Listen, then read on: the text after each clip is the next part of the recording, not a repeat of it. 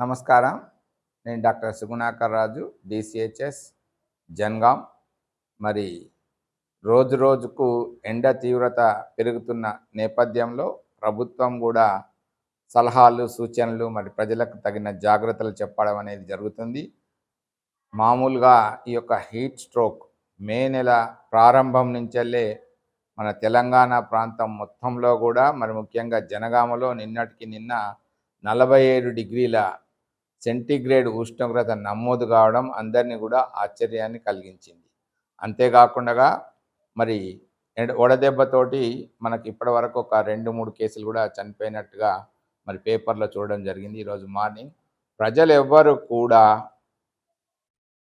Peak అవర్స్లో అంటే ఉదయం 10:30 నుంచి వెళ్ళి 10 గంటల నుంచి వెళ్ళి సాయంత్రం 4 గంటల వరకు కూడా బయటికి రాకపోవడం మంచిది.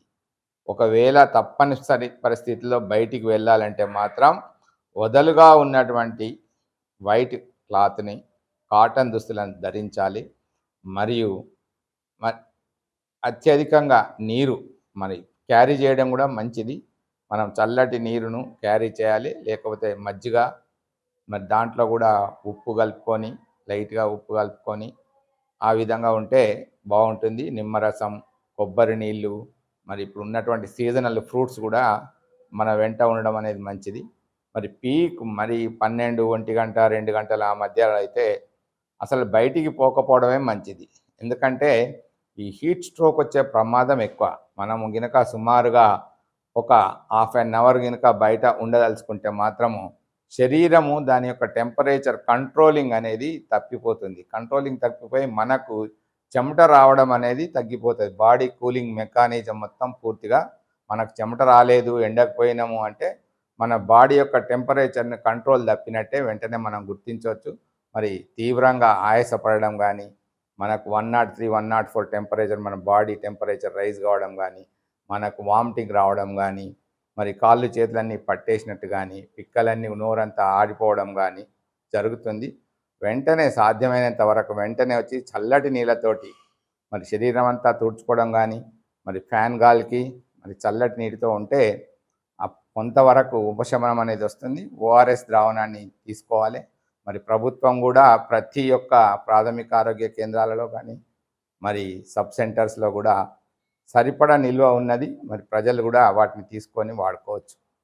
ఇప్పుడు ఈ ఎండ విషయంలో ఆహారం ఏం తీసుకోవాలి? ద్రవ పదార్థాలే తీసుకోవడం మంచిది. అంటే ఇప్పుడున్నటువంటి పరిస్థితుల్లో అయితే దాదాపుగా సీజనల్ ఫ్రూట్స్ తీసుకోవాలి. మనకు చూసినట్టయితే ద్రాక్ష కానీ, వాటర్ మెలన్ కానీ, మనకి కీరా, దోస, ఏదైతే వాటర్ ఎక్కువ ఉండేటువంటి మనకు పైనాపిల్, ఇవన్నీ కూడా వాటర్ ఎక్కువగా ఉంటుంది వాటిలో. అవి తీసుకోవడం అనేది మంచిది. పిల్లలు ఎలాంటి జాగ్రత్తలు తీసుకోవాలి ఈ సమయంలో?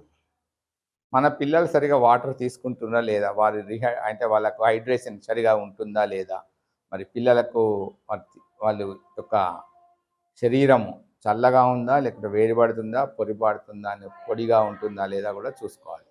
ఒకవేళ వడదెబ్బ కొడితే వాళ్ళు వైద్యం ఏ విధంగా చేసుకోవాలి?